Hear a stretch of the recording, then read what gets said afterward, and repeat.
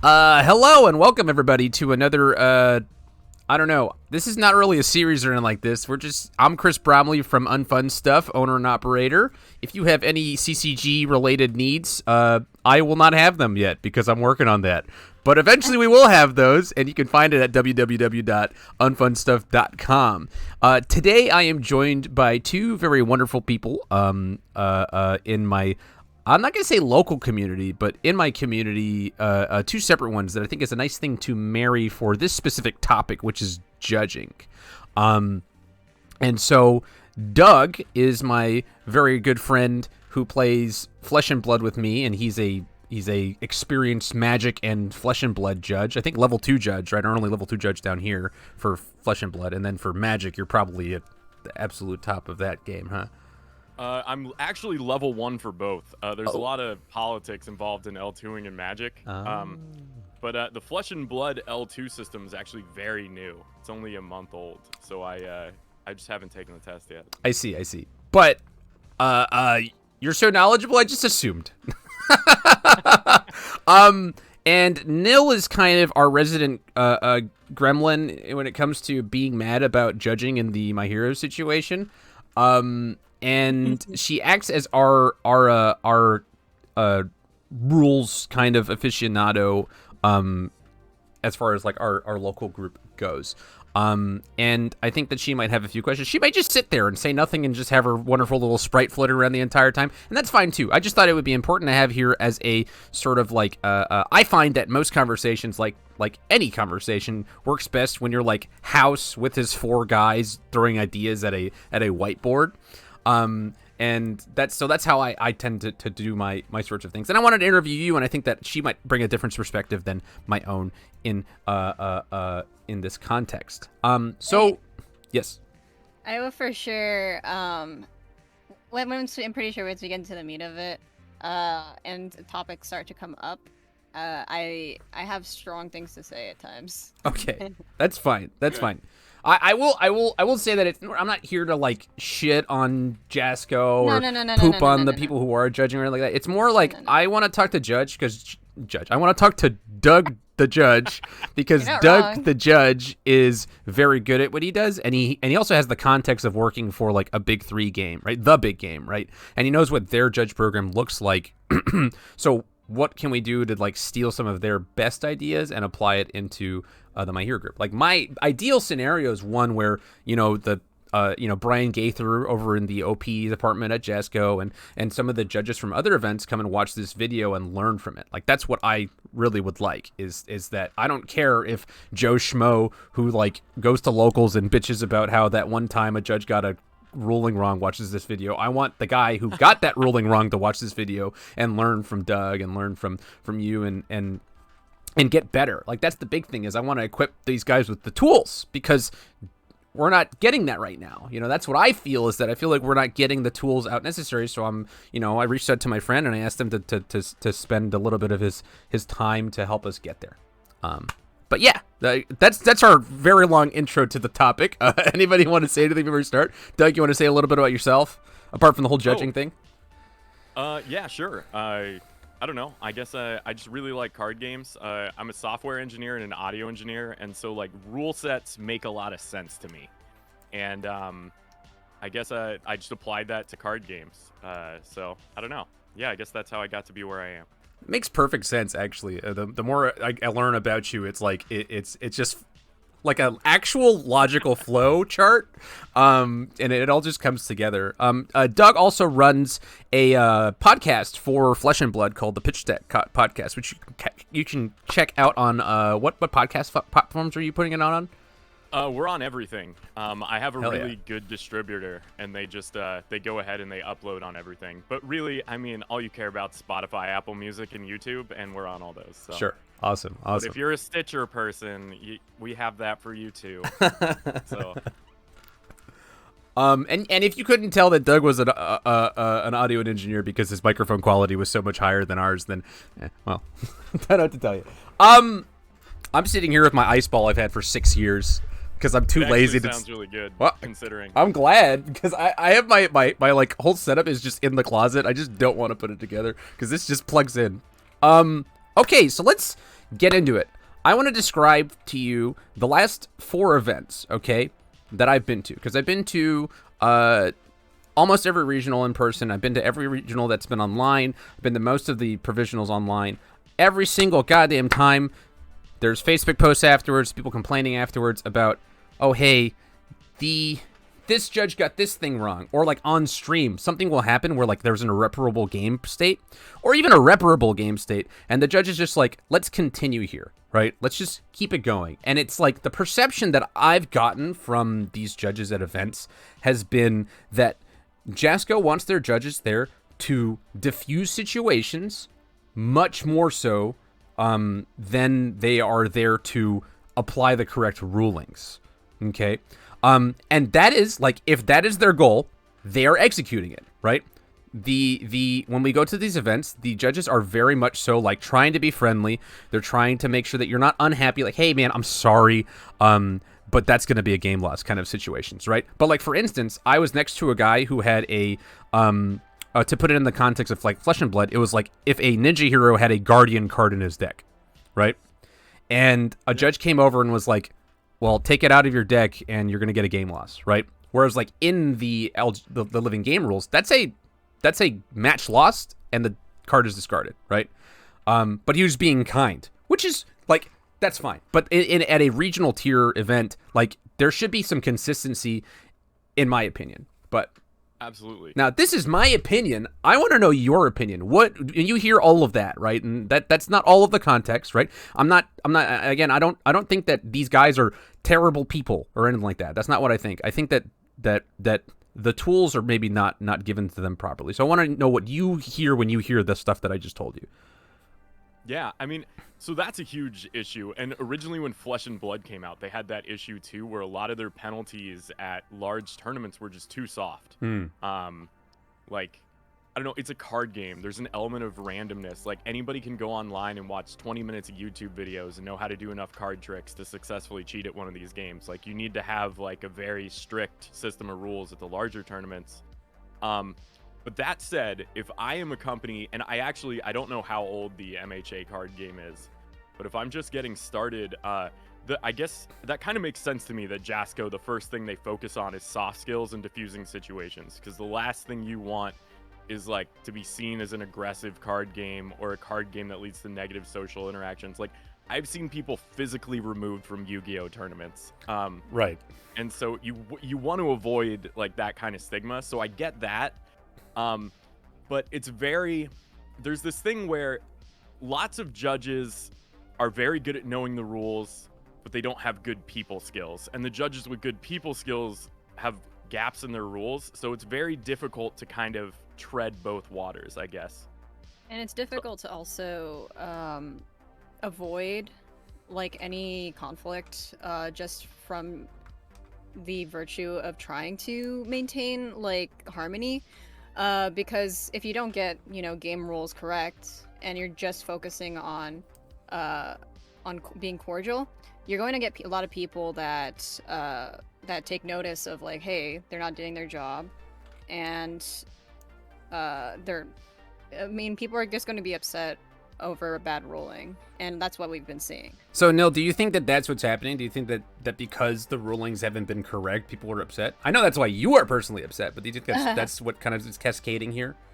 I mean, no, I feel like a lot of people will say the judges are nice, but, that's not what people take their attention. Their attention isn't on the judges being nice. It's on the fact that we're getting these repeat instances of rulings being made that are incorrect, and a lot of people are going to be dissatisfied with that, especially if it affects themselves and or their friends. Okay, so Doug, I want you to describe for me the perfect judge. Okay, in your head, what is the perfect judge? Not who, because I'm sure you have somebody in your head. I have somebody in my head too, but what are the characteristics of the perfect judge?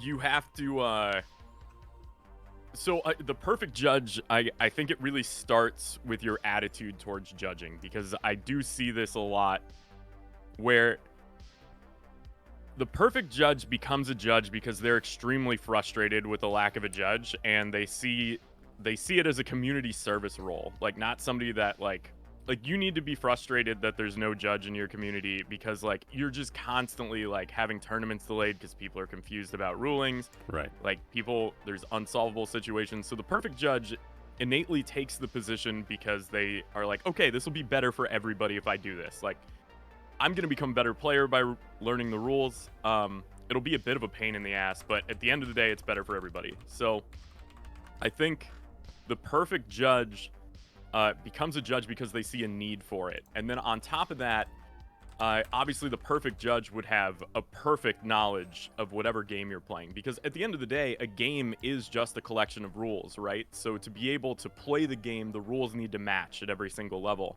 Mm-hmm. And on top of that, you would have awesome soft skills, which is like, I mean, we play trading card games. Let's be real. Like, you know, it's not there. Right. So and it's like you're describing like Cincinnatus, who's the Roman general who, you know, took charge of, he took over all of, I think it was Athens, like system of government in a time of war, and then he became a farmer afterwards. He was like, I've relinquished my I knew what I needed to do in this specific situation. We needed this, and he didn't go mad with power, right? He didn't go full Caesar, right? Yeah. But that's what I'm hearing, right? Is you need somebody who's like, all right, I'll do it myself. I'll be the judge because we don't have one right now. And I kind of get that. That's kind of what you've described is what happened with the Flesh and Blood community. We didn't really have a judge, and you kind of just stepped up and did that thing for our community. Because it's not like we don't have a gigantic community. We have a lot of very, very competitive guys who definitely want to win cards. So they're not judging because they want to win the cards, right? So I mean that's a great I have the mental picture. I have a great mental picture for that. Nil, what would you describe as, what are the characteristics you would look for in the perfect judge?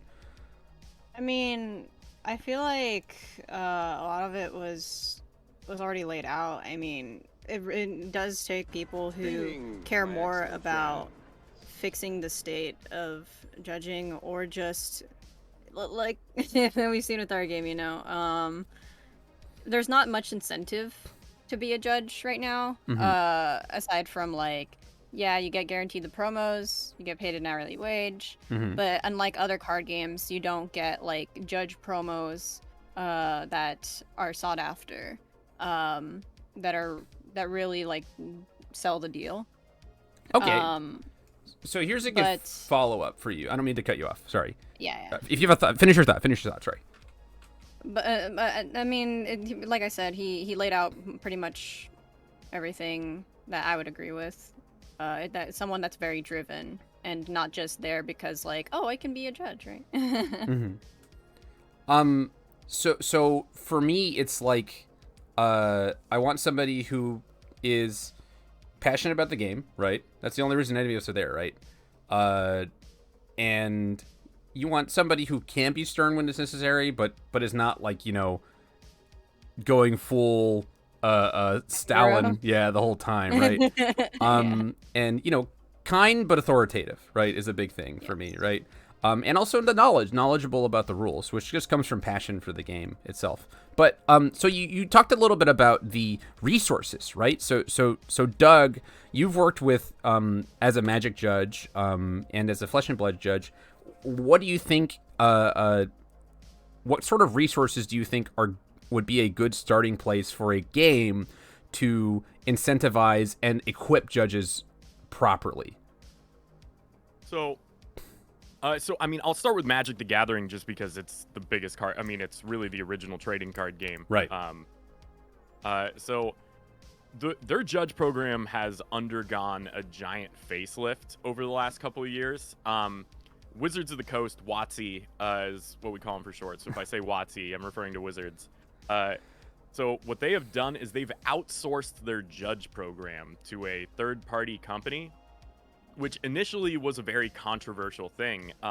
You actually, for WotC, you have to pay to be a judge. Like, you have to have a license, which is insane. But it kind of works out.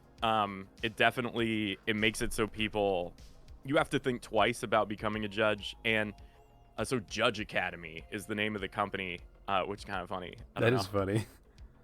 So what Judge Academy does is they have, like, you can sign up if you are anybody, and for free you can just take the modules. You can learn the rules. There's quizzes you can take to make sure you know the rules, and then like the actual like judge like comprehensive exams, those are time locked. Where like if you mess this up, you can't take it again for a month.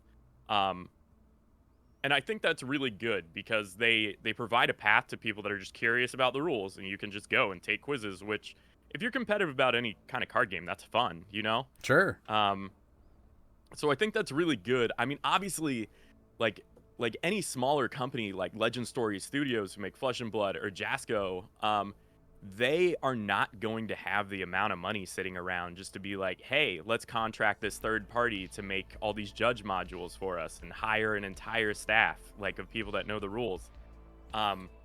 So I don't think WotC's model is very like replicable amongst other card games, but then so I think if anything, we start with the Legend Story Studios model and what they did for Flesh and Blood, because Flesh and Blood is what, 3 years old tops as we talk about this. Yes. And so what they did was a lot of people in the beginning came from Magic the Gathering. So like one of the ways I actually got into Flesh and Blood was I went to a Magic the Gathering judge conference, which you have to go to them to get like your promos or whatever. You don't get them for judging, you get them for going to like educational courses. Right. Which really like, hey, that works great, you know? That's awesome. It's like, oh, valuable cards for sitting and talking about rules? Okay, sure, that sounds great. So a lot of people came over from that because I was sitting at a judge conference, and a Magic judge, she actually gave this whole, Amanda Coots was her name, she gave this whole presentation on Flesh and Blood for Magic judges. And basically one of the reasons she was there, she's a very high-ranking Magic judge, but one of the reasons she was there was to be like, hey, we need people that know how to judge. The card game rules are different, but you can kind of work together with them, and we need judges, and here's how you take the test, here's how we get you involved. And I actually, like, I ended up learning Flesh and Blood. I went and, like, I actually was a level 1 Flesh and Blood judge before I ever played a game of Classic Constructed, which is crazy, just from, you know, sitting through that seminar and then going through other stuff. But I think what LSS did was they did it themselves. They had somebody that was a judge program a very rudimentary website, like in tables and raw HTML. They added quizzes to it. Originally, the quiz had, you had 240 hours from the time you opened it to finish it, which was great, because you could look stuff up. And I don't know, they did something with their judging that I think, I don't know, I feel like I'm bringing up 1,000 points right now, but one of the things that LSS did right off the beginning, and I think this more addresses the question that you asked me first, is LSS is so strict about your personal conduct when you are playing. Like, it is so easy to cross a line and get disqualified that I think that takes a lot of pressure off the judging soft skills. Like, it always hurt, like, it sucks to give out a penalty. Like, oh, I'm gonna ruin this guy's day. This is terrible. But like putting that emphasis on, okay, like if you have to test the judge's soft skills, something bad is going to happen. I think that enabled them to bring in more rules knowledgeable judges right off the bat. So if that makes sense. So you say like the penalties are consistent and they're harsh, right? Is what you're saying? Yeah, especially for personal conduct. Like if you're going to make a scene over something, like that's very bad. And I think taking that off the table and making it something that's so easy to deal with as a judge, like if you don't have soft skills and you're like, sorry, I have to DQ you, like that, you stepped over a line, like that's so easy because now you don't have to worry about diffusing a situation because there's a certain level of conduct that's expected among the players. So putting the onus on the rules as opposed to the judges to diffuse situations, as opposed, I mean that's the whole conversation, right? So it's just like putting less of an emphasis on people for diffusing the situations than you would on the rules. I think that's a great idea, actually. And luckily we haven't had like big I haven't seen a single outburst. We've had 2 suspensions and they were very, very recent, and you know there's only one guy that I won't talk about that was really, like, I would say problematic in the community. But people are generally very, very awesome. Now, it's a smaller game, right? And Flesh and Blood is a smaller game, but is still bigger than My Hero is. So eventually we'll scale to the point that we would need these sorts of rules. But I think that's a great point to make, is that not putting the responsibility on the judges to diffuse the situation, and just like if somebody acts up, like, no, man, I'm the judge. here's the thing, right? Like and that would take the load off of the judge's mind when they're dealing with those sorts of situations, I think, too. Yeah. So and you brought up another thing which I think is pretty interesting, which is that they were enticing judges from other games, right? They were kind of like specifically calling out, like, hey, if you were a Magic judge, we want you to learn the game. And it worked. They got you at one of these events, right? Yeah. They like walked us through entire games with Ira welcome decks, and it was actually, I mean, I had played like a few games of Flesh and Blood before. Like, I love trading card games, and so like obviously Flesh and Blood popping up, like everyone was talking about it. I'd played a few games before, and I was like, wow, Sure. This is really, really, really fun. Mm-hmm. And so the second this popped up at a Magic Judge conference, I was like, what, you mean I don't have to hear about how to write a resume to like do an event for 45 minutes? This is great. And then I don't know. I think enticing, I don't think it's so much about enticing judges to come to your game. I think it's about starting to open that door by showing them how to play your game, because nobody's going to judge your card game if they don't think your game's really fun. So Right. if you start showing your card game to more judges, obviously a certain percentage of them are going to be like, oh, MHA is cool. Like, this is right up my alley. And I think that might be the way to start. So more teaching, right? More, it's just, the more you branch out the game itself, the more you're going to find people who are going to be passionate about it enough to be able to have the skill set and play it. It's just like a bare minimum sort of if you hit every demographic, you'll get some of them that are going to be able to do this judging thing. Yeah, absolutely. Okay, so what about the resources at the back end? Does LSS have like an app or a document that you can consult during an event? Like if a rules question comes up, do you have like, hey, here's this card that this guy just talked about? What are the rulings on that?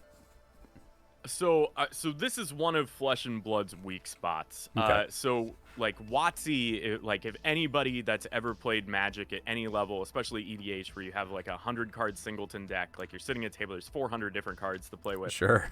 They have this thing called Gatherer, where you can look up a card and it'll show you every clarification or ruling that's ever been like made on that card, or they'll word things differently, because I mean, Magic Gathering is 30 years old. They've had to change wordings of cards before.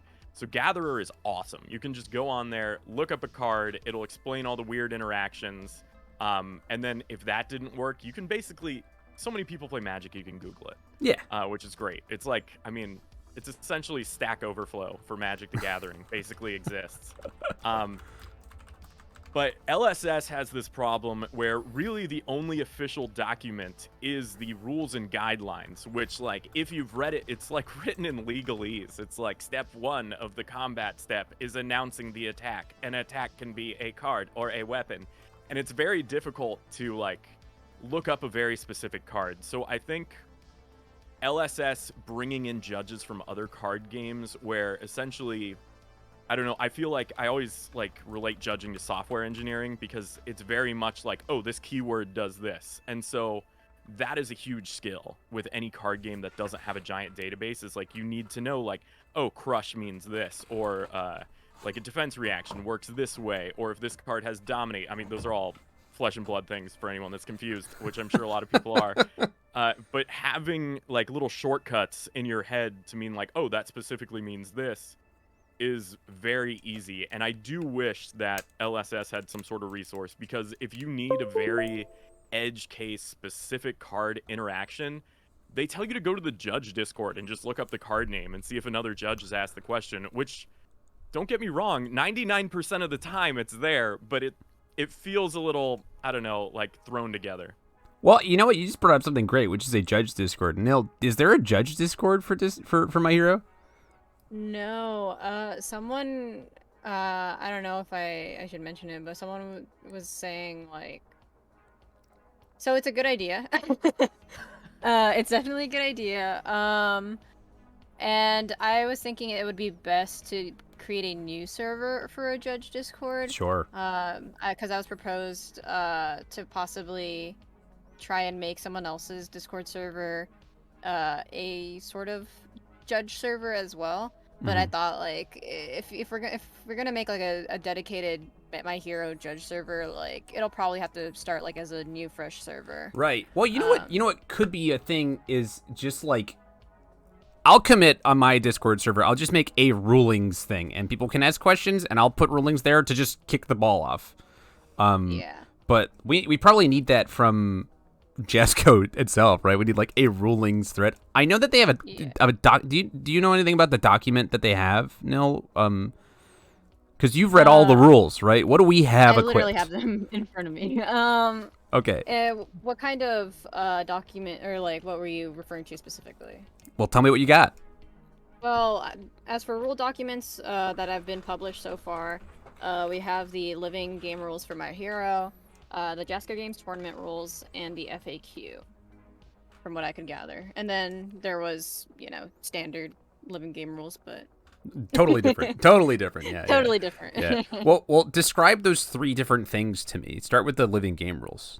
So living game rules has a table of contents with different aspects of the game listed off, as opposed to there being sections and codified rulings and how to handle conflicts of like individual rulings. You just have sections that explain different aspects of the game, kind of as if you could read this and then learn the game from it.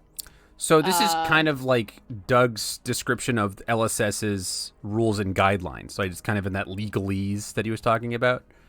Like, this is a foundation. A foundation can be tapped to pass checks, kind of thing, right? Yes.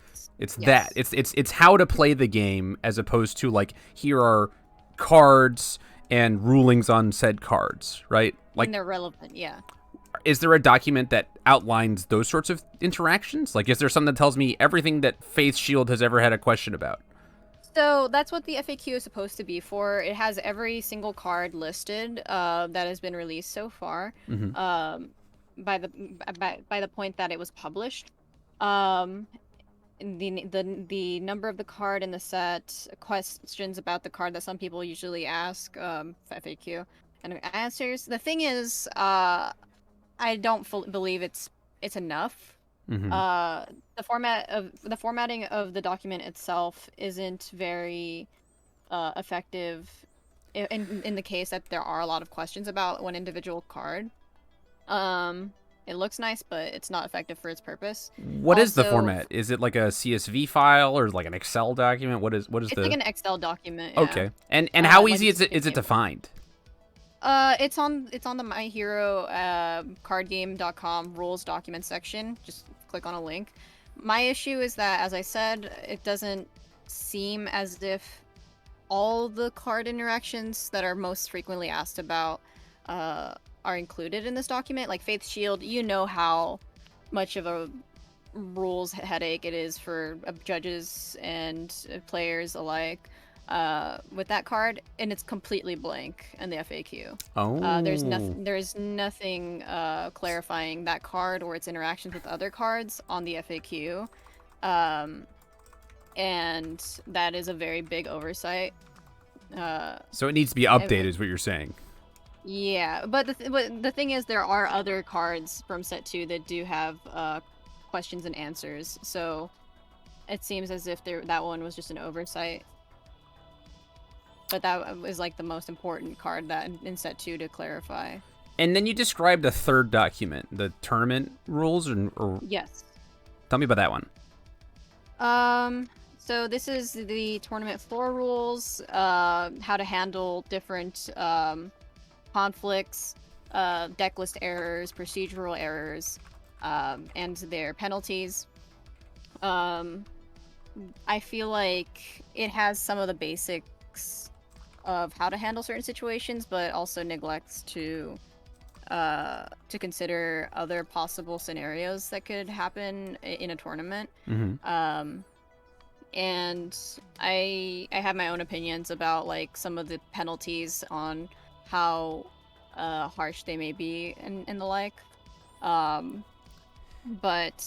it'll tell you like, oh, if you make a deck list error, that is a game loss. If you throw your cards on the table, that is unsportsmanlike conduct to game or match loss. what quantifies a disqualification, things like that, as well as what the levels are of or what roles there are in a tournament, whether they be tournament organizers, sometimes tournament organizers, judges, sometimes scorekeepers, yada yada. Okay, and do you think that document is comprehensive enough? It sounded like you didn't, but... I think there could be revisions made to it, in consideration of just what feels fair to administer as a punishment for different infractions. And also just adding more to it to cover more bases on what to do in different scenarios. Right now, it feels like there's a lot of wishy-washiness when judges handle situations, because it's more like judges making their best judgment, which, you know, that's part of their job, yeah.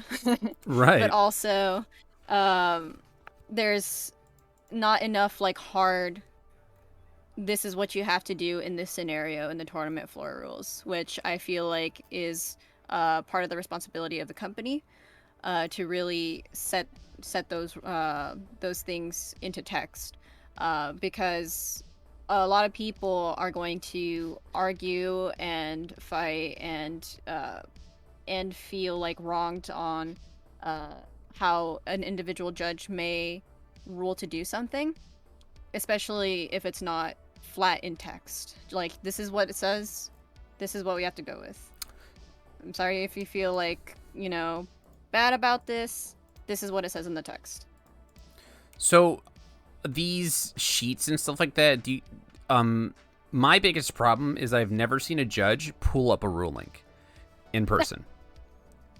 Like, actually never seen it happen. And it's something that, like, so for context, Doug, the My Hero Academy collectible card game is less than a year old. We have 2 sets.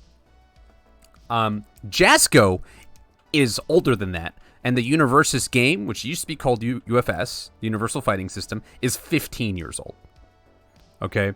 So the rule set... Oh, okay. I didn't Okay, I'm aware of Universal Fighting System. Yeah. I didn't know this was... Okay. So the living game rules are pretty codified. When it transitioned into Universus and into My Hero Academy, like, some rules got left behind, and it got much, much bigger. It was a small game, you know, a very small game at that time. But the living game rules are pretty... comprehensive at this point. I think that the rules for cards are very logical for the people who've been playing for actually 15 years, right? The problem we're experiencing is that the game is extremely complicated, and newer judges, newer players, right, have trouble understanding the way that interactions work. Something for me, because I've been playing for 4 years, that's very logical and makes sense, and I'm like, what are you talking about, kind of thing, is like alien to some people, right? And so it used to be, there was a head judge 3 years ago, his name was Ryan Pham, and anytime he had to make a ruling, he would pull up the living game rules, and he would show you, like in subsection 1.1.3.2 or whatever, this is why this interacts that way, and he would recite it, because this guy was a freak, okay? And like, it made sense, that's why Jasco hired him. He was just like a freak, and he knew the rules to that degree. No one should be expected to do that. I don't think you would do that, and I find you to be an incredible judge when you're at events. You would probably have to look up, hey, oh, what was this interaction? Control F this thing, right? Yeah. And so, like, I haven't seen that, and I think that the reason for that is, like, an educational problem, right? It's just, like, at these events, the head judges aren't telling their, you know, the street tier judges, hey, when you have a question or you're not confident about something, look it up. Or even better than that, come ask me. Call for the head judge, right? You can say, like, it's one of the things... coming from the mindset of a teacher, is my favorite thing to say to a student is, I don't know, let's find out, right? And that's where I'm feeling the discomfort, is it's like, it's okay not to know things and to have to look it up, right? Or to find the head judge and get that answer for you, right? And that's what I would like, if there is any judge watching this video, what I want you to get out of this isn't just like, oh, I don't think any of this has been shitting on anybody, right? Nil's got a great perspective. Doug has great perspective. But I just want us to be okay with saying, I don't know something, right? Us being okay with, and for Jasco to then say, hey, how do I equip these judges with the tools to do that? Because right now we have 3 great documents from what Nil described, right? She described the living game rules, which were comprehensive in that legalese that Doug was describing, and it's hard to look up in the middle of an event, right? That's tough. But also the tournament floor rules, which are they're available for everybody too, right? Anybody can look up exactly what the rulings for things should be, and whether or not it's comprehensive enough or not is a different matter. But it exists, and that's important too. And then finally the FAQ, which I'm looking at it right now. Doug, I'll send it to you too. You're going to not know the ass end backwards of what it is, but you can look at it and be like, oh, hey, this could be improved in some way because you've seen what the good ones look like, right? Absolutely. So having these in like formats that are easily like searched and figured out just from like a phone, I think would be a huge improvement for the judges at events to just be like, wait here, you're going to get a 3-minute extension while I ask the head judge, right? Because it's a new game, and you can't expect every one of these judges who are, volunteering their time. Like, I'm never going to judge at an event because I want to play at them, because I'm a greedy bitch and I want to go win fucking regionals and stuff like that, right? So, You're like, good at it. I would, I am good at the game, right? But I would be a great judge, but I'm never going to do it because I'm a greedy SOB. I'm not the guy that Doug described, right? And so, we need to find guys like that who will do that thing. And until then, we need to equip the guys who are, sacrificing their time and money to go to these events and do these things to do a better job too. And I think a big part of that is just like, we need to be okay with getting the wrong rulings. That's one thing. Sure. But also improving upon it each time. And that's the thing that I think is missing from the equation. It's just like, okay, we flubbed. Let's improve, right? Let's make, and not just ignore people like Nil who are screaming from rooftops about, how I can't believe there's new judges at every event, because there has to be new judges at these events if we want to get old judges at future events. That is a good point that people have made. Like, I've said before, like, it's possible. There are avenues for new judges to practice judging, like, and that are not a regional tier event. Sure. The reason why I made a long post about judges being new at regionals is because people travel to these events. They spend a lot of money traveling to these events and dedicating their time, especially and even more so to a regional as opposed to like a provisional, and like the time and resources people have spent traveling to these events should not be like should be held considered with a level of courtesy, Right. I feel like having quality judges is part of offering like some level of courtesy. So Doug, from what you've heard, right, we have this living game rules document, we have this tournament floor rules document, and this FAQ that isn't comprehensive enough, but exists, right? What do you think, from totally spitballing, you haven't experienced it, you don't know anything about how the My Hero Academy card game is played or anything like that, but do you see any like glaring issues with the way it's laid out right now? How do we improve that? So, I mean, Magic the Gathering and Flesh and Blood both have a very similar setup where there's game rules and then there's a tournament rules, and they're separate documents, and they're both very like straightforward, like well, not straightforward, but they're both very like I don't know, more cut and dry. Yeah. It's very difficult to like look through them for specific situations if you're not super familiar with the interaction that's going on. So I don't know. I mean, obviously that's the foundation. Like, you have to have that. That's not something that you cannot have. So I think, I don't know, the judge Discord, it actually shocked me that y'all don't have one, because I think that's very important in terms of, I don't know, like, anytime you meet another judge in a card game, there's like this weird like competition thing you do where you're like, hey, did you hear about this ruling? Do you know how it works? And it ends up being fun because like you're just asking each other really obscure riddles at the end of the day. Like like on the pitch stack, my co-host Matt, he's also a Magic judge and a Flesh and Blood judge, and we call it daggering each other, where you just like throw a hard rules question, and we do this all the time in our pre-show.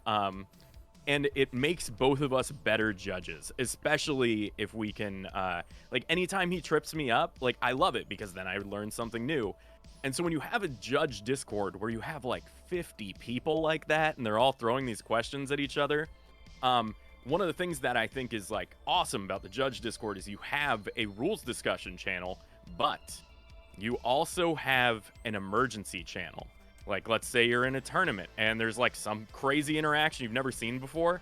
There's usually somebody that is like, they have like a 24-hour on-call job keeping servers alive, like in Nevada or something. Right. And they'll be sitting on that channel passing time, and they can't wait for you to ask that question. And I think that's huge, just to be able to immediately, basically call another judge. You know what I mean? So what would be the best way to apply that? Because you don't want to make this Discord that you're describing. I think the thing that you're describing is actually so wonderful. By the way, but you don't want the masses to be just like flooding into this sort of server, because then every thread becomes general. This needs to be curated. It needs to be moderated, and like that emergency rules question channel has to be like only for emergency rules questions, right? Just like the rules question thread and all that jazz, right?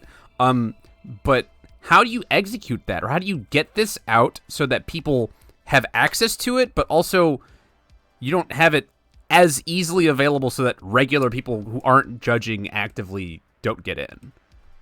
Sure. So both of the Flesh and Blood and Magic the Gathering Judge Discords are open to the public. Like, anyone can join them.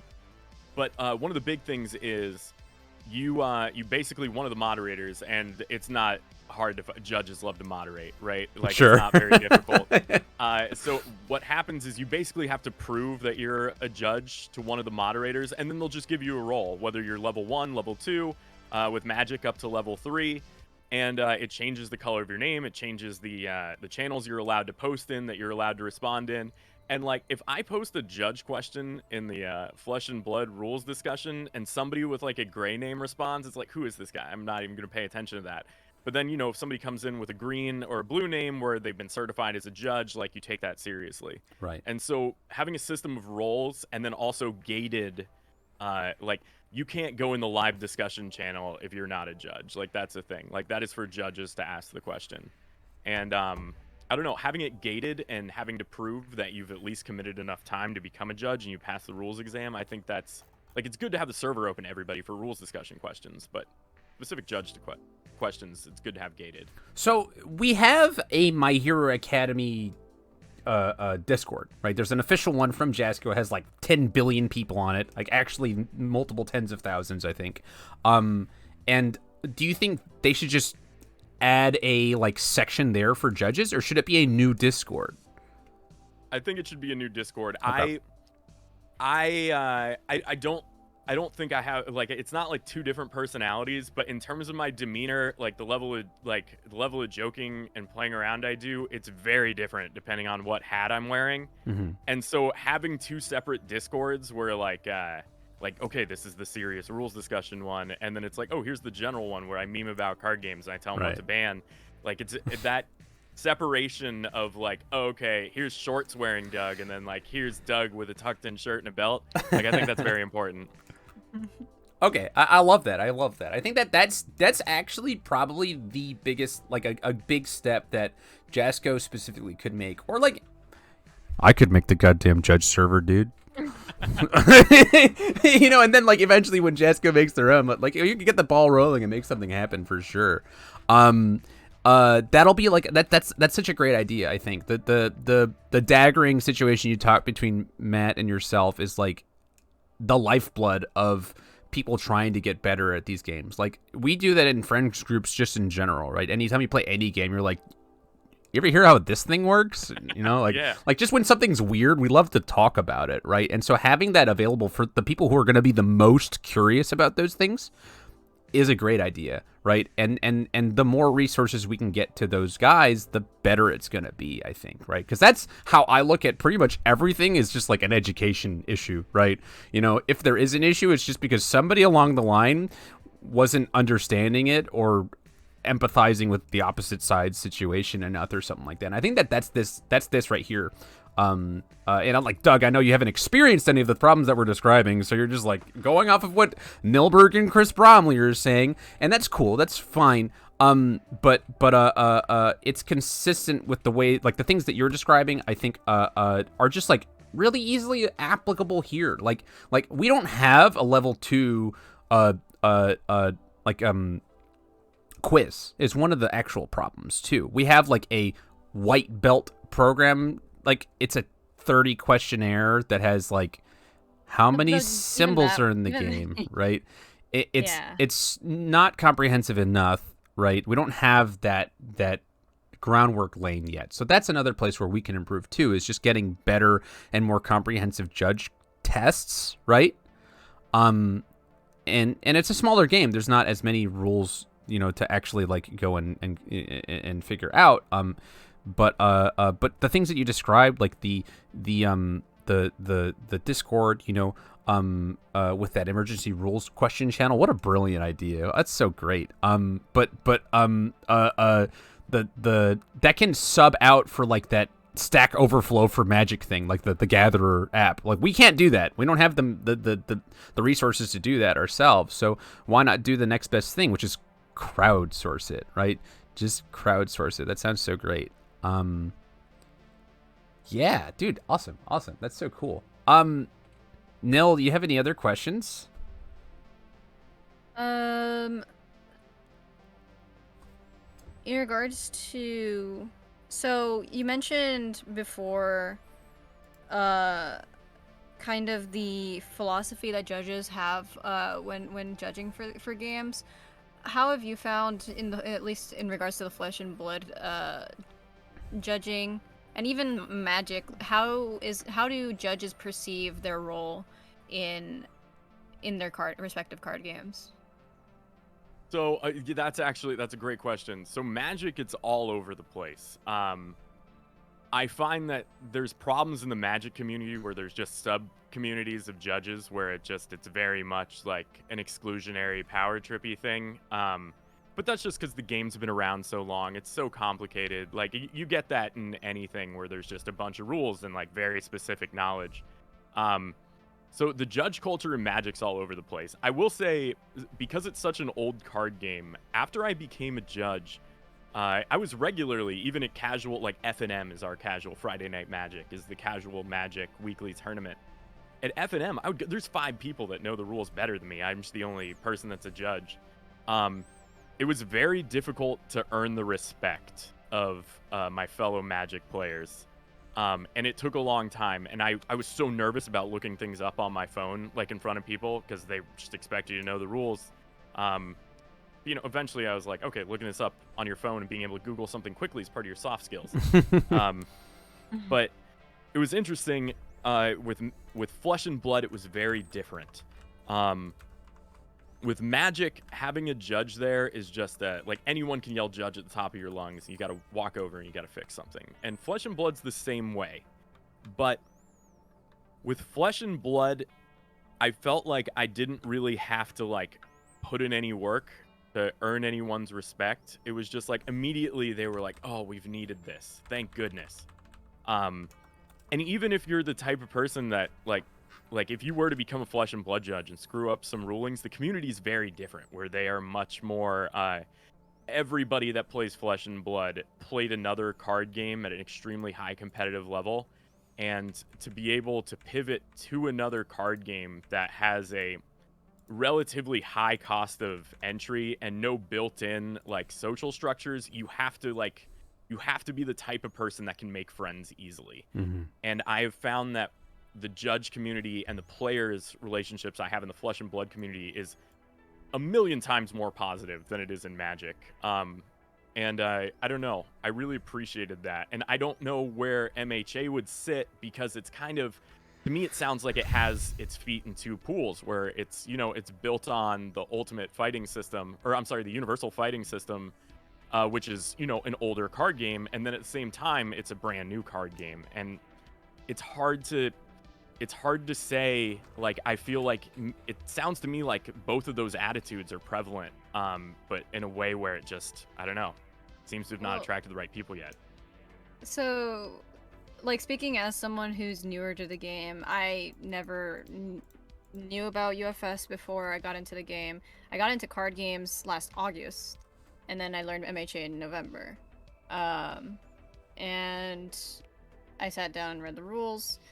And rather than like being concerned about the old game or well standard format and UFS, it just seems when in regards to the philosophy around judging right now, it's all over the place.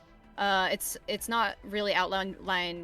It's not something that Jasco really puts at the forefront. Like, this is what we look for in judges. It's when judges are hired for these events. It's very much like their individual philosophy, as opposed to whoever's running the events or head judging setting the sort of tone and expectations out of what they want from their judges. I've seen people say like judges should be able should like know the rules beforehand, read the rule book, and apply them accordingly. Others people say that they don't expect judges to memorize the rules at all, which or expect judges to have the rule book on them. And it's like there's this very large discrepancy between like people's perceptions of what a judge should or what a judge is responsible for. In like hearing something like that, what kind of thoughts or insights would you give into a situation kind of going like that? That's okay. So that's really interesting because I think primarily there are two schools of thought behind judging, which is I primarily think that as a judge, you should be somebody that you shouldn't really be an authority figure. You should be somebody that's able to answer questions in a dependable, consistent way. Like you're not worried if the person that knows the rules better than anybody else is there like you can just yell judge and you're like, okay, here's somebody I can ask questions. And I think what happens is there becomes this thing where with player conduct and community guidelines where they put judges in a position of being an authority figure, and that's not something I particularly like or am attracted to. And it, unfortunately, is just it's part of it. And I think that shies a lot of people that would be fantastic question answers away. Like, nothing messes up my day more than like having to hand out like a penalty, or like I've had to disqualify someone before and it's like, oh, that's terrible. Like that. Like, I don't know, like, I don't like being an authority figure, and I think if it's advertised more as somebody who answers questions, or if Jasco, like, every single LSS and WotC, they both have something called a rules advisor program, where you're not an official judge, you're a level 0 judge, but you can get that, you can become that question answer without needing to be an authority figure, and maybe that would be a great step for Jasco. Yeah, I don't know if that answered your question. I kind of ran with it. Sorry. No, it's a good point. I think. Go ahead, Nil. I was just gonna ask like some other question, but if you wanted to bounce off of that, real quick, it's so for me, it's that's like a big deal because I look at judges as authority figures because. I mean, all we ever do in general is just like project onto other things. And I was an authority figure for a long time, and I had to be the arbiter of rulings and things like that. And so I look at it like when I see a judge, I want them to act the way that I would act, right? Which is with authority. When I see a judge act with authority, I feel great. I'm like, yeah. And whenever I have a judge that's like not certain about things, I'm like, no, that's your ruling. I accept it, right? And like in lieu of them acting with authority, I like give it to them, unless I disagree with it or something like that, right? Like I've had multiple situations where like a judge did something that I didn't agree with, and I was like, please don't coach me. And they're like, afterwards they'll be like, I'm sorry, and I'm like, no, it's just I don't want you giving me an advantage or my opponent an advantage in the game because your job is just to answer questions and act with authority. And so like. I project onto them a different sort of mentality than what you actually want in those situations, and that's interesting. And so like maybe what I want isn't actually the most effective version of that thing. A judge really should just be there to answer questions, and maybe that's what I want is the head judge, the tournament organizer, who has to act with authority and is there to act with authority. And like that's why in the tournament rules it describes like only the TO can disqualify someone. only the at least in our game. I don't know how it is in other games, but like in our game, it's like the TO makes that call, so that judges are never the guys who have the onus. Like they don't have the responsibilities of doing that. Like they're just like, hey, this is making me uncomfortable. Let me get the head judge, which I think is a good way to do it, right? Because then you can have people who are not good at like the hard part of judging, right? Which is the like difficult diffusing of situations sometimes, that they can just be like, I'm not dealing with this. Is not, let me get the manager kind of thing. And that's a good point to make, I think, is that judges are there to answer questions and just be good and knowledgeable in that regard, I guess. I think you can have or exhibit an air of authority while also still being like approachable. Sure. There's definitely like there's definitely a fine line between the two, but it is something that people should strive for. All right, Neil, you had another question? Sorry, go ahead, Deb. Yes. I was just being agreeable. Oh, okay. Go ahead, Neil.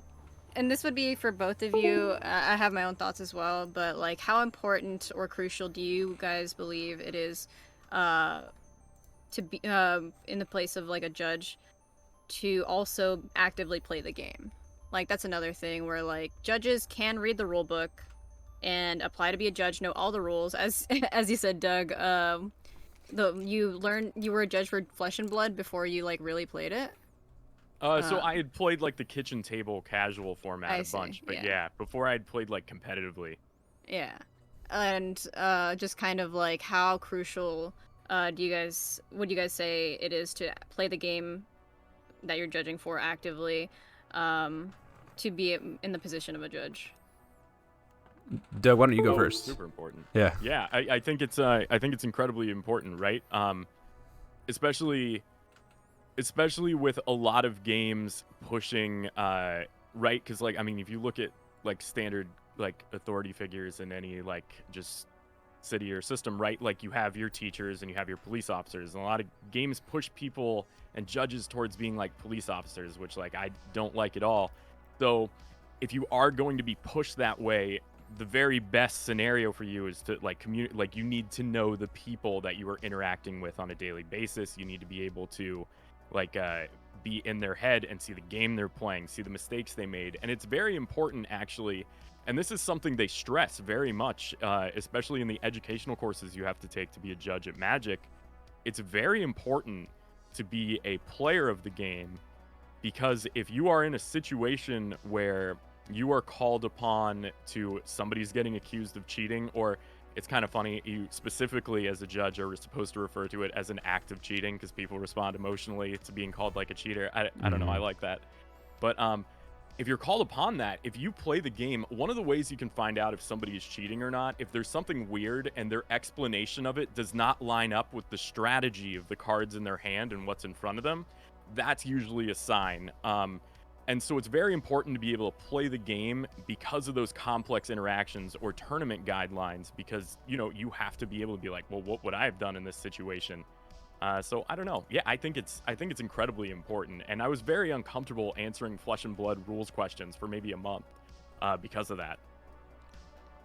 I think that I wouldn't call it a requirement to play the game actively, but it's a requirement to be passionate about it, which I think comes from playing the game. Right. And because like the passion is what drives the curiosity that you need to like become a dependable judge. Right. As with anything, right, you're not going to read the dictionary for fun. Right.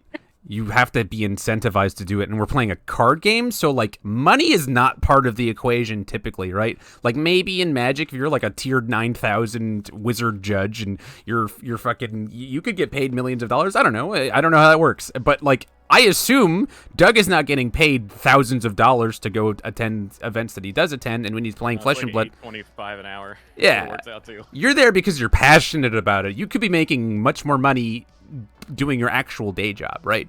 And so that passion is driven by the passion for the game, right? And passion comes from the game comes from liking the fucking game, you know, like enjoying the product and playing it and being an active participant. partaker. I don't know, a player, right? Being a player is what makes you into a good judge. And so like that's the big thing, right? Because I've known judges who like clearly played the game for a very long time, but they weren't like competitive anymore, right? But they were still way better than I could ever be. And so that's the only stipulation I make, is that you may not be actively like the most competitive player ever, but you can be a really good judge if the passion's still there, right? And the curiosity is still there. But of course, at some point, right, like you had to have the basics and the fundamentals and all that stuff. Like you had to understand that environment. That thing that you brought up about like looking at a guy's hand and like knowing what that something is up is only driven by being an active player, and I think that's a great point too. Yeah. As for like my opinions, it's like, so with it's in regards to My Hero in particular, there's a lot of theoreticals situations that could be made out of the game's rules. Like what happens in the scenario where you have a card that does this and it comes into conflict with this other game rule. I personally try, if I think of things like that, I try and ask about them and confirm what does happen to stay informed. And that comes with that drive, as you said. What will drive people to keep asking questions and stay informed about the rules is to just be passionate about like said rules and the game itself. And I feel as if whenever I see like rulings being made, it's never really like the most complex interactions. It feels. And it begs a question like, what is the core issue that like what is it? I know that there are issues outside of people just not informing themselves, it seems. Jasco needs to make a better judge test that isn't very surface level questions that any player can really know, and also get 80% on the test out of 30 questions on said test. We need more levels of judges as opposed to just one level, and it's pretty much fair game for any people at this lower level to be judging for like major events. But it's like if there's a wonder of like how much time people are actually dedicating for these roles and responsibilities that they've taken up. And for someone like myself who has dedicated a lot of time, it really makes like me wonder personally, because I've told Bromley in the past, like I sat down in one night, I printed all pages of the rule book, and in one sitting like highlighted and read the entire thing. I made sure that all the pages had numbers alongside the table of contents, since the table of contents doesn't have numbered pages, which I feel is important, so that you can get to a ruling pretty in a quick amount of time. And it goes back to that philosophy that people seem to not agree on. Should a judge have rules on them? Or like I don't expect, or like not having the expectation of like taking a rule book out, or like not expecting judges to memorize these rules. Like, what would you say is the expectation of a judge in regards to memorizing or identifying where the rules are for a card game? I think on some level, like, you have to have 60% of the rules memorized. But I think not necessarily physically having the rules on you. Like, I'm also a tactile person. Like, I would have printed them out. Like, I spent way too much time reading how to print booklets in Adobe Acrobat to fit like all 100 pages in my pocket. But so I don't think you necessarily need to have the rules physically on you, but a lot of times, and this comes up all the time, like people don't trust me. I don't know what it is, but you have to be able to reference the rules and show somebody that you didn't just make this crazy rule up. out of thin air. Like, I think everybody like played Candyland growing up, and they're like, yeah, if I roll a 6, I get to go 10 spaces. And you're like, what? And you're like, I don't know. You're like, your little cousin made that up, and you have to go with it. And I think people are like, oh, that's what's happening here. Like, it's just ingrained subconsciously. Like, these weird rules they've never heard of are being pulled out of thin air. Pokemon as a little Yeah. kid. Exactly. Yeah.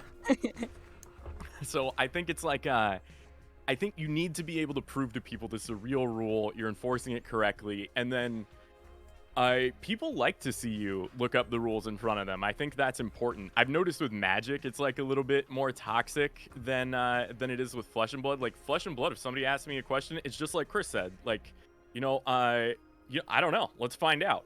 And I think a big part of it is let me show you where this rule comes from. Like, I need to be able to reference the rules very quickly, and not in a way that's like, give me an hour and I'll get back to you. So yeah, I think you're 100% right. It's very important for judges to have rules on them, whether physically or digitally. Yeah, whatever works for that person. Like, Nil has her binders, and that's cool. I am totally down with, like, on my phone having my because that's how I do most of my note taking these days. It's just like since my freshman year of college, or I guess my second freshman year of college, that wasn't at Berkeley. When I had to do like medical classes, it was like I couldn't keep up on paper anymore, so I had to type, and so that's just I went from. I can't write anything anymore. It's all typed out and stuff like that. So some people are like that, and that's okay. But I think that the more important thing is just like, yeah, we should have these documents available. And if not available, within like arm's, like if it's not in your pocket, at least within arm's reach, or like be capable and okay with saying, I don't know, I'm gonna go find out. Right? Let's find out the thing. Yeah. Absolutely. Go ahead, Nell. Oh, Unless you weren't going to say something. There was something in my head and it went away. It's okay. I do have a follow-up to most of this, right? We've talked about how, judges can, a good judge is constructed and the things that a company can do to equip those judges to be better prepared at events and stuff like that. But what about the players? What makes a player better at navigating these judge situations, right? Like, let's say you are a player and you think that a judge is wrong. It's easy, I think, and like, forgive me here, this is a really terrible interviewing thing I'm doing here. I'm gonna describe a situation instead of letting you go first, because I want to describe two different things. Sometimes players will just accept things, and sometimes they, even if they disagree, because they're like, in the moment, they're playing a game, right? And they just keep going and they accept the bad ruling or whatever it might be, right? And sometimes they might go in the opposite direction where, like, they disagree with the room and they're going to be belligerent about it, right? So, like, what would be, like, the best case scenario for a player in those sorts of situations? And this is, I'm framing it much more narrowly than I intended this, which was... So I'll start with the subsection part of this, and then go back to the original question. But, like, first is, how do you address as a player when you disagree with a ruling? That's interesting. So this is actually handled a couple different ways. If like, let's say we're at a casual F&M or an armory, and you disagree with the ruling, the best way to bring that up is you can't be belligerent about it, right? Like that, like suddenly then, like if somebody disagrees with my ruling and then they immediately like jump to like belligerence or anger about it, like I know that this is going to be a very different interaction. Like, even if I'm wrong, like now I have to calm you down, make sure you're being respectful to everyone around you, understand that that's like no way to talk to somebody that's over here trying to help you. And then after like getting you to calm down, I got to be like, oh, maybe I was wrong. Let's go look it up. Like, it seems like it's messed up in a weird way, Right. So I found the best ways, like, if I call a judge over. So I was playing a Magic tournament, and I was very good friends with this level 2 judge, and he actually was the one that certified me. So I was very comfortable doing this, but I knew for a fact he was wrong about a ruling. So I called him over for this really obscure ruling, and I knew he was wrong. And I was like, Dave, are you sure? I read this thing this week where it works the other way. Like, can we double check just to be sure? Like, you have to give the judge the benefit of the doubt while explaining that you want to see a little bit more. And I think when you regularly play at judged tournaments, you become very comfortable doing that. You understand that you're going to be interacting with referees and judges on a regular basis, and there's a certain candor that you keep. Like, I don't know, if people are mad at me over a ruling, like, I don't like to, like, deal out a punishment for that or anything, but then it becomes significantly more difficult for me to explain the correct ruling to you. Right. So I guess the key component here is I'm describing, like, how a player should interact with a judge at, like, a higher tier event, an event with a head judge and multiple floor judges, right? Because in a local, I think that you just accept what the judge says, because, you know, like, the store owner oftentimes doesn't know the game. He's not, if whatever the equivalent, if you're talking to the head judge for that event, like, you should just accept what they do, especially in a local, right? Like you can talk to them afterwards. I think that in a local especially, it's like, hey, let's remain friendly here. And at big tournaments, that should still be the thing, right? I don't think anything calls for acting belligerently ever, right? Yeah. But, like, it's okay to disagree with a judge is, I think, a thing. And there's also a tactful way to go about it, which is what you described.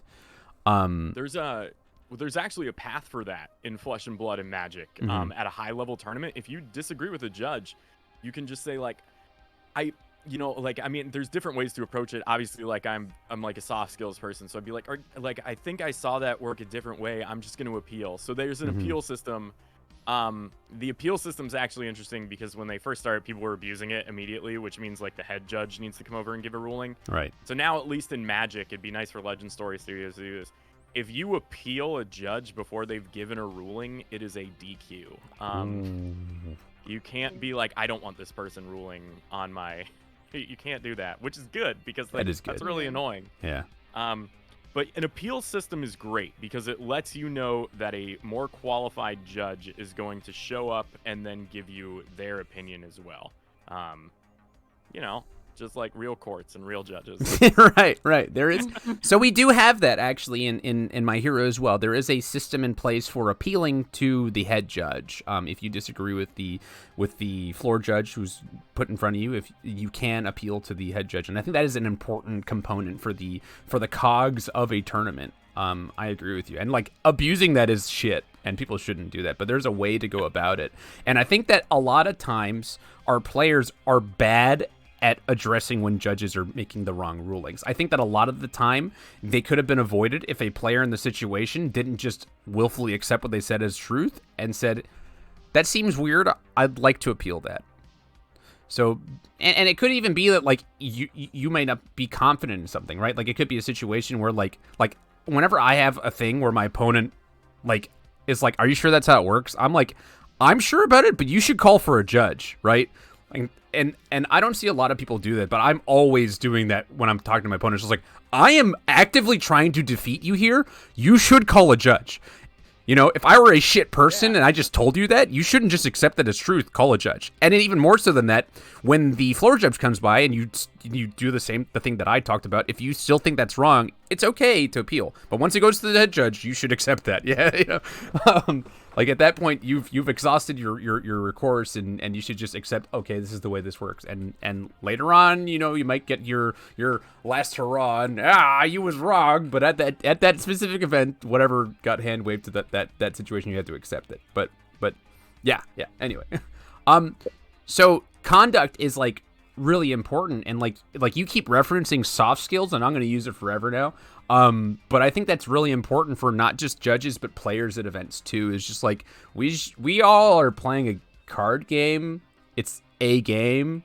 It's purportedly for fun. I know that lots and lots of these events, as these games get bigger, money's on the line, big promos that you can sell for money's on the line, you know, reputational stuff, you know, you're playing for cloud and purpose, and there's all this stuff, but it's hard, it's easy to forget sometimes as players that we are at the root and heart of these things playing for fun. You know, it's not keeps most of the time, and it's like the person at the other side of the table from you is typically there because they're just as passionate as you are about this game that you're playing. And the judges are usually even more so passionate about this game that you're playing because they went and they volunteered their time. You went and you were greedy. You played for promos. That judge is there and he's like, man, I don't even get to play right now. I have to sit over you and watch you play your shitty game. You know, I would have done that way better than you, asshole. And so like that's the thing that I want, like, you know, because hopefully lots of people see this video and it's not just the judges in Jasco, it's also the players. I want them to also get something out of this, which is that there are proper ways to like be a player, which is to not be a dick. And that's just a thing in general, you know, like if I was raised Catholic, so the golden rule was a big thing for me, and it still is a big thing for me, right? Just do unto others as you would do unto yourself is a great rule to just go on and live out your life according to, because I think then just not being a dick is a pretty good mantra to stick by, and it makes the judges' jobs easier too. If you're not being belligerent, it means that they can just get you the ruling, and you can go about your goddamn day, right? Whew. Okay. Well, Nil, what do you think? Do you have anything to add to that conversation? I mean, it also goes back to like what we've seen. It seems the responsibility of judges for My Hero has been where it's like just mediators. Mm-hmm. If there's nothing to mediate, like it should be more clear like what their responsibility should be, and it's easier to identify like are they doing the responsibilities that they should be upholding to the best of their ability, and identifying that at the forefront, as opposed to they're a nice person and very agreeable, like that's fine, you know. A lot of people can be agreeable, nice people in these positions. Also, you know, like I said, you can be authoritative while also not being like a tyrant. But what people want the most out of the position of someone judging is to just get the answers to their questions and in a prompt amount of time. Absolutely. By and large, I think our community is really, really wonderful. I have like had actually zero bad situations with people in our community. Like even with like I have talked to some of these guys that have been suspended, or two people that have been suspended, and like in a personal like when I was talking to these guys, I didn't think they were dicks, and actually I was pretty upset that there was like witch hunting going on, you know, in the background. Like sure, you know, some people mess up or like they take advantage of the rules or board states or something like that, but like in an interpersonal way, I didn't have any problems with these people. And like that's consistent with also the Flesh and Blood community too. You know, like I think that Doug gets to be a great judge because our community by and large is like really great. Like I think Doug, you've had like maybe one situations where it's like, I gotta do. Oh, really? Sorry.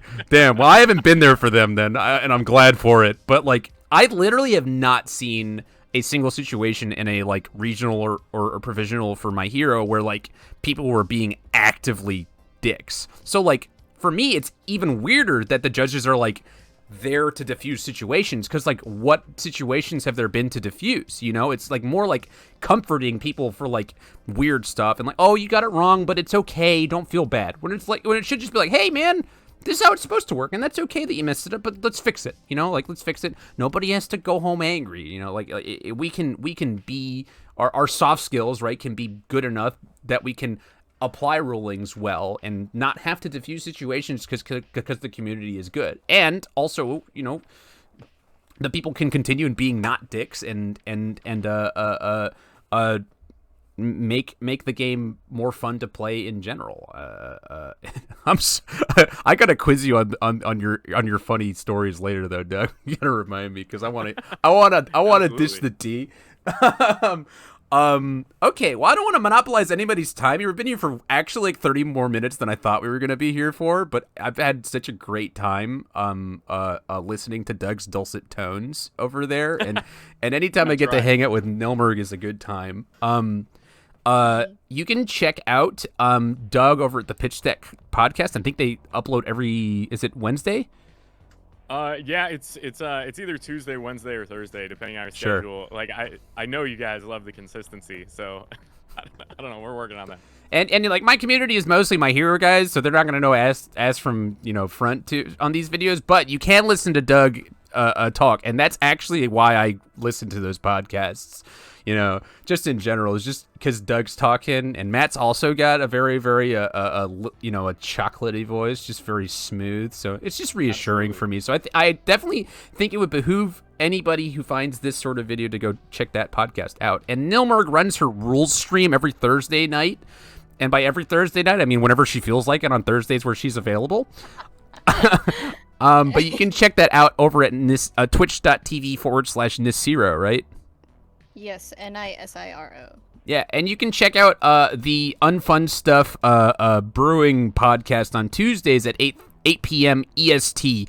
That is actually every Tuesday. Doug, you could learn a thing or two from us. I'm writing it down right now. And Doug, I'm gonna send you those documents because I do know guys at Jasco. I'm friends with a lot of those dudes, and I'm sure they'd love to get some of your insight. I saw you taking notes, and like that's so key and positive and great. I'd love to relay them towards them. But yeah, anybody have any final notes before I hit the unrecord button? No, yeah, I guess it sounds like to me that MHA has a problem where the judges are over-focusing on mediating and not educating.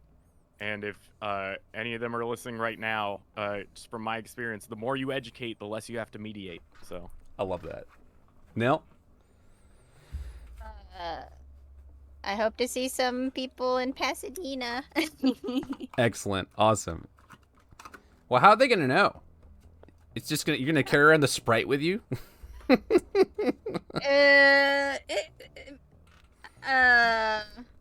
question. I feel like They'll know. if you know, you know. Yeah, if you know, you know, and that's okay. All right, cool. Well, thank you very much for hanging out, guys. I won't say see you next time because it's kind of off the cuff or something like that. But I hope that people watching this video don't get like a negative feeling from this. I think that it's really just about pulling us up as opposed to breaking anybody down, which is what I at least wanted out of this. And Doug, thanks very much for joining me. Nil, thanks for joining me. See you all later. Yeah, thank you for having me.